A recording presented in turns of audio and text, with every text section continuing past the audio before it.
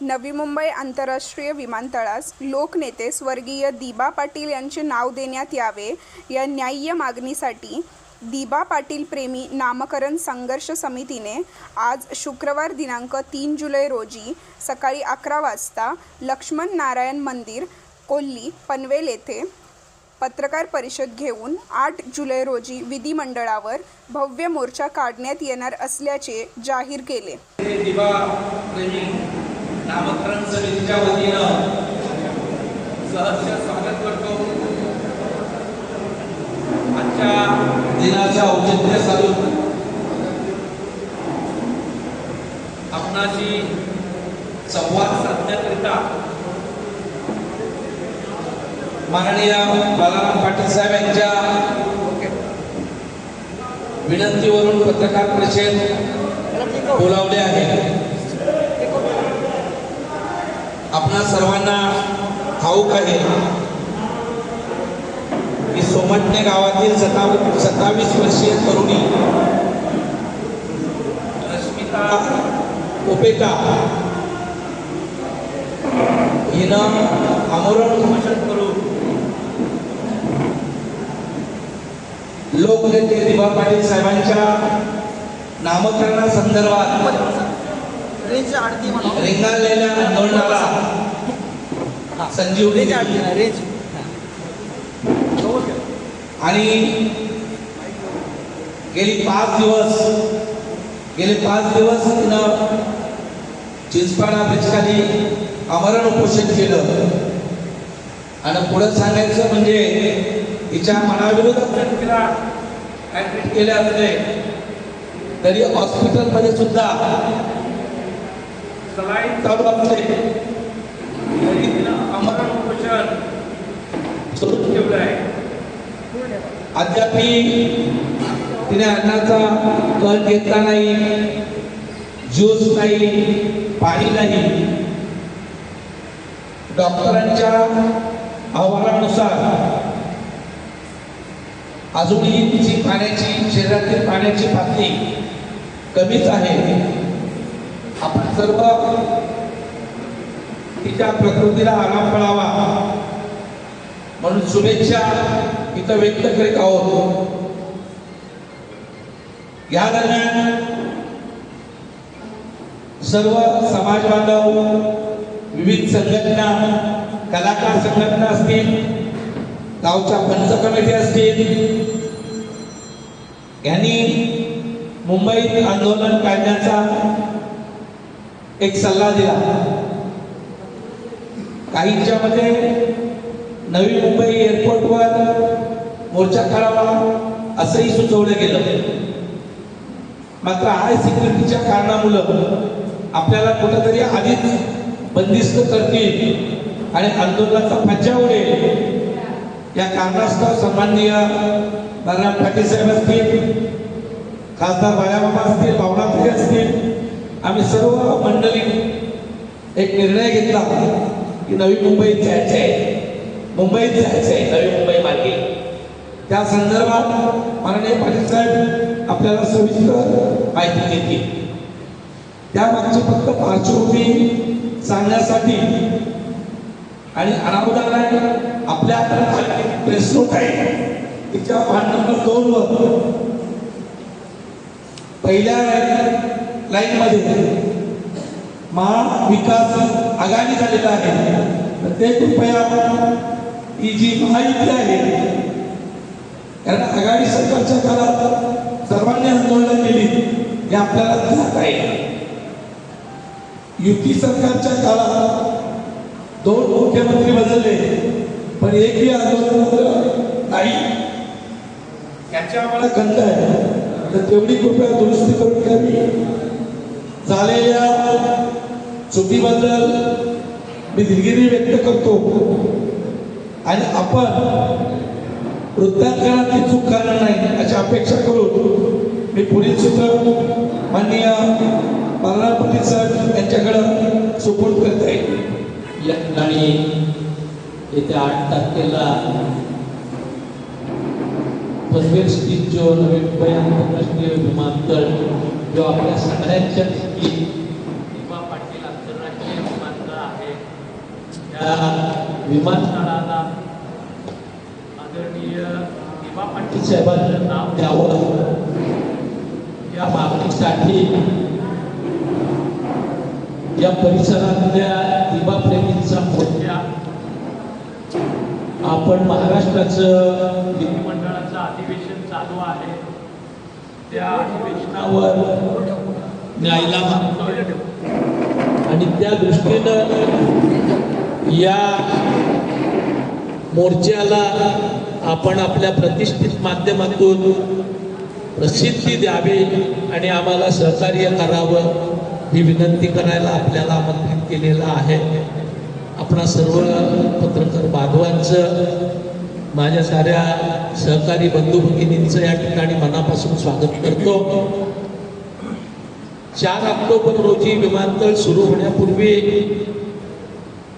या ठिकाणी या परिसरातील लोकप्रतिनिधी नव्या मुंबईच्या पट्ट्यातील आणि दिबा पाटील साहेबांचं नाव या विमानतळाला लागावं म्हणून संघर्ष करणारे सर्व संघर्ष समितीचे कार्यकर्ते यांच्या सोबत राज्याचे मुख्यमंत्री देवेंद्रजी फडणवीस यांची बैठक झाली आणि त्या ठिकाणी मुख्यमंत्र्यांनी किंवा पंतप्रधानांच्या हस्ते या विमानतळाच्या उद्घाटनाचा सोहळा आयोजित केलेला आहे. आपण एक 2 महिन्याची कालावधी आम्हाला द्या. 2 महिन्याच्या कालावधीत दिबा पाटील साहेबांचं नाव या विमानतळाला आपण देऊ अशा पद्धतीचं आश्वस्त केलेलं होतं. आज विमानतळ सुरू होऊन 8 महिने उलटून गेलेले आहेत. पण जो शब्द जे आश्वासन त्यावेळेस मुख्यमंत्र्यांनी या परिसरातील जनतेला लोकप्रतिनिधींना आणि दिबाप्रेमींना दिलेलं होतं त्या बाबतीत मात्र कोणत्याही प्रकारची कृती होताना दिसत नाही आणि या गोष्टीचा उद्वेग त्याचा राग या परिसरातील जनतेच्या मनामध्ये रायगड, ठाणे, पालघर, नवी मुंबई, मुंबई या साऱ्या परिसरातील भिवंडी पट्ट्यातील सारे जे नागरिक आहेत, रहिवासी आहेत, त्यांच्या मनामध्ये सातत्यानं होता आणि या साऱ्याला आमची भूमिकन्या भगिनी रश्मिता पोपेटा हिनं या ठिकाणी चालना देण्याचं काम आपल्या उपोषणाच्या माध्यमातून केलेलं आहे. आपण बघितलं की 6 दिवस तिचं उपोषण चालू होतं पण ना शासन, ना कोणी लोकप्रतिनिधी, ना कोणी अधिकारी त्या आंदोलनाची दखल घेत होतं. दिवसागणिक दिबाप्रेमींची संख्या चिंचपाड्याच्या पुलाखाली जमताना दिसत होती आणि त्याचसोबत त्या भगिनीच्या तब्येतीमध्ये त्या ठिकाणी तिचा आलेख, तिची प्रकृती खालावताना दिसत होती. पाणीही न घेता 6 दिवसापर्यंत ती आंदोलन करते, उपोषण करते आणि कुणीही त्या ठिकाणी चौकशी करत नाही. महाराष्ट्रासारख्या राज्याला अतिशय लांछनास्पद, लज्जास्पद अशी गोष्ट आहे. पण एकंदरच शासनाची प्राधान्यक्रम, प्रायोरिटी ही जनहिताच्या भावना किंवा जनतेचं मत हे नसून आणखी काही वेगळ्याच आहेत याचा प्रत्यय आपण अनेक प्रसंगामध्ये या राज्यात घेतोय. आपल्या भगिनीनं जी ज्वाला या ठिकाणी चेतवली, तिच्या प्रकृतीची काळजी घेत, तिच्या जीविताची काळजी घेत तिला आम्ही मंडळीने हट्टानं विनंती केली की तू आपल्या जीवाशी खेळू नको, कारण हे शासन, आपण जो अनुभव यापूर्वीच्या आंदोलनात घेतला, रोहित पवारचा असेल, जरांगे सारख्याचं असेल, यांच्याही आंदोलनाची सक्त दखल घ्यायला तयार होत नाही. अनेक ठिकाणी शेतकरी, त्या ठिकाणी अन्य बाधित मंडळी उपोषणाला आंदोलनाला बसते, पण त्याकडे ढोकूनही न बघण्याचं सत्र या सरकारचं आहे. आणि त्यामुळे तिला आम्ही विनंती केली की तू आपलं आंदोलन थोडंसं उपोषण थोडंसं स्थगित कर आणि आपण नंतर तयारी करून आंदोलनाची पुढची दिशा ठरवू. तिच्या इच्छेविरुद्ध आम्ही साऱ्याच मंडळींनी तिच्या जीविताची काळजी म्हणून तिला उपजिल्हा रुग्णालयामध्ये दाखल केलं. पण त्या ठिकाणी देखील तिला कुठलाही प्रश्न आपण विचारला किंवा कुठलाही प्रस्ताव दिला तर दिबा पाटील साहेबांच्या फोटोकडे असा हात दाखवण्याशिवाय ती इतर काही चर्चा करायला तयार नाही.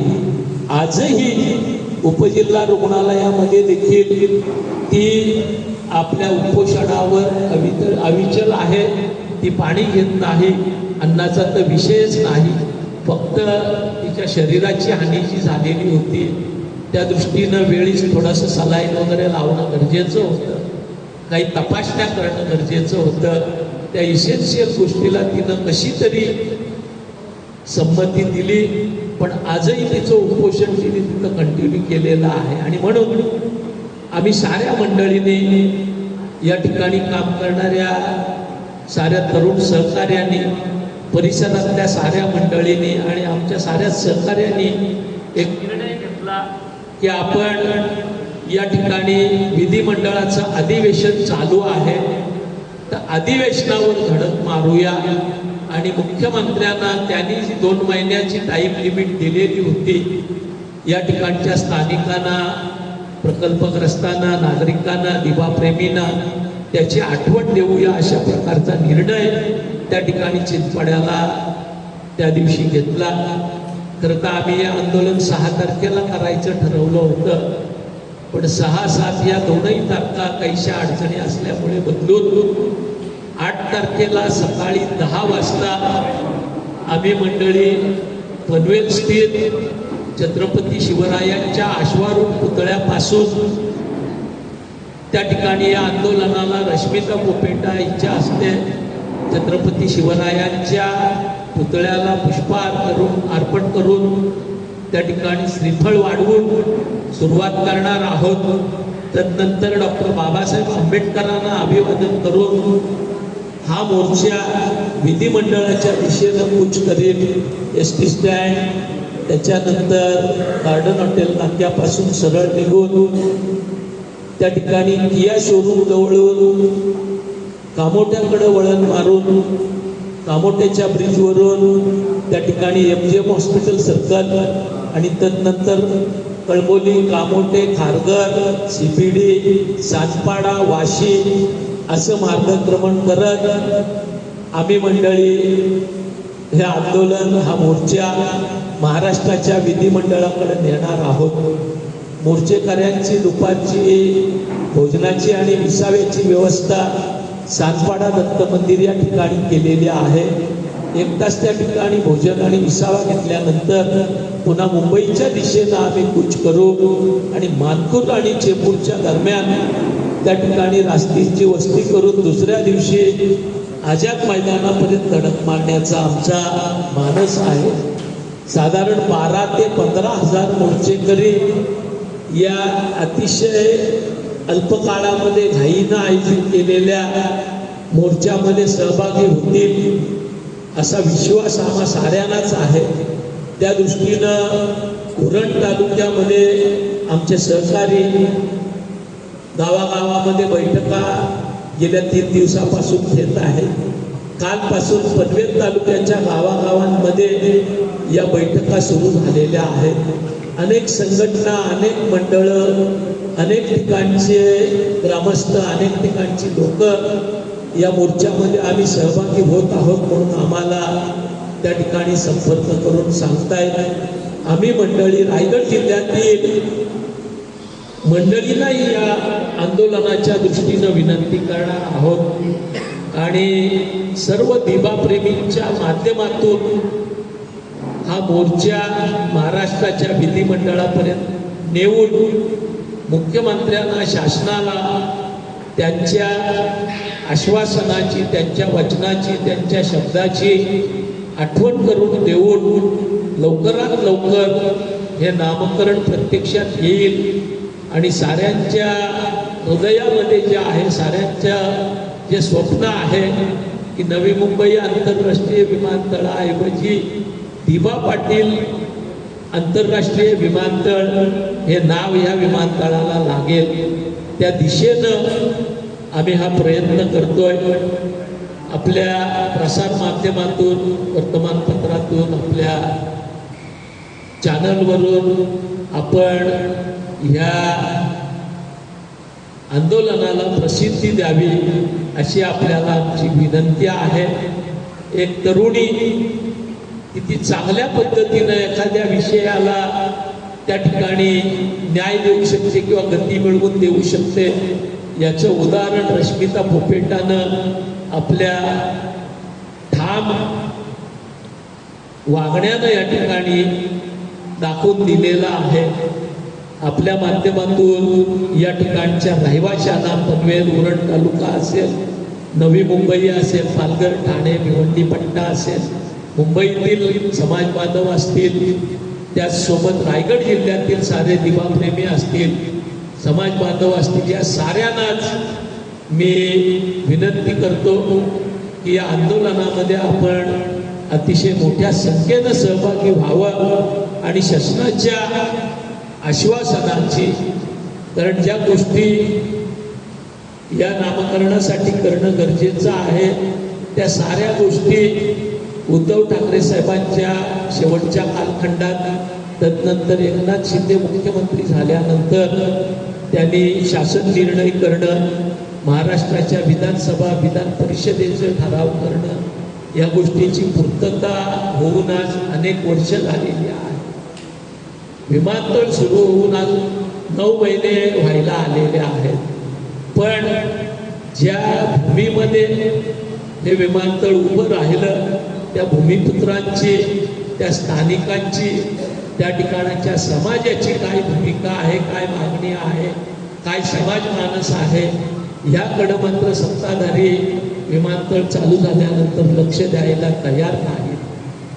माझी आपल्याला विनंती आहे, आपण या ठिकाणी आम्हाला प्रसिद्धी देऊन सहकार्य करावं आणि या एकूणच मोर्चाला आपण पाठबळ द्यावं ही विनंती आपल्याला करतो आणि थांबतो.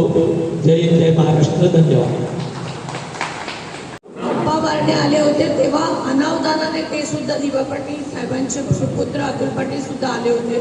ते काही अप्पा बारणे आले होते म्हणून आलेले नव्हते, परंतु आत्ताच बाळाराम पाटील साहेबांनी सांगितलं, कार्तिकदादांनी सांगितलं की या ठिकाणी आम्ही जो मोर्चा काढलेला आहे तो रश्मिता बसल्याच्या नंतर लोकभावना म्हणून आम्ही जाणार आहोत. आम्हाला परमिशन मिळो नाही मिळो, आमच्यासोबत जे कोण येईल नाही येईल, आम्ही हा मोर्चा काढणार म्हणजे काढणार.